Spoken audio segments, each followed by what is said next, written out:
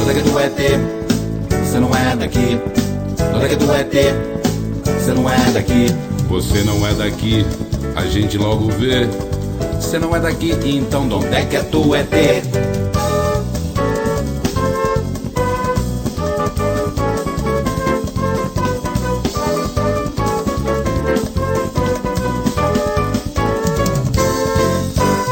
De que planeta que você veio? Será que lá todo mundo é assim tão feio? Afinal ET, me diga lá a que tu veio.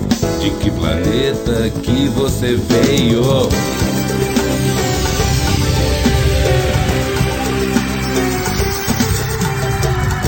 Com tanto habitante, esse planeta é muito grande. Esse planeta tem bastante lugar pra pousar, Tanto lugar para aterrissar. então por que logo comigo? Então por que comigo justo eu fui ficando sem assunto, com uma cara de idiota? Esse contato imediato com esse ET meio maluco, com esse ET meio caboclo, com esse ET meio matuto acampado. Com terráqueos sem terra, a reforma agrária é um problema nesse planeta que, por ironia, conhecido por terra, conhecido.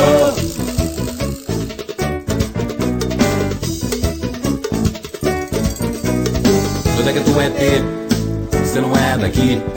Onde é que tu é ter? Você não é daqui. Você não é daqui, a gente logo vê. Você não é daqui, então de onde é que tu é ter?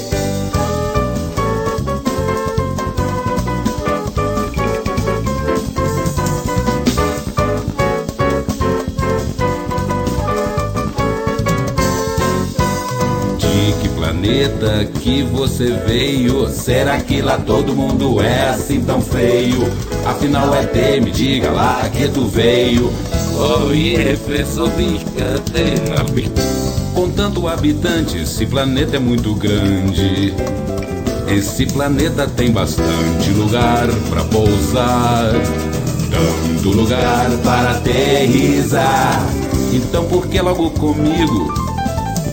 Então por que comigo justo eu fui ficando sem assunto, com uma cara de idiota? Esse contato imediato com esse ET meio maluco, com esse ET meio caboclo, esse ET meio matuto acampado. Com terráqueos sem terra, a reforma agrária é um problema nesse planeta que, por ironia, conhecido por terra, conhecido por terra.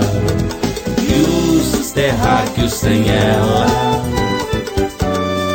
a reforma agrária é um problema nesse planeta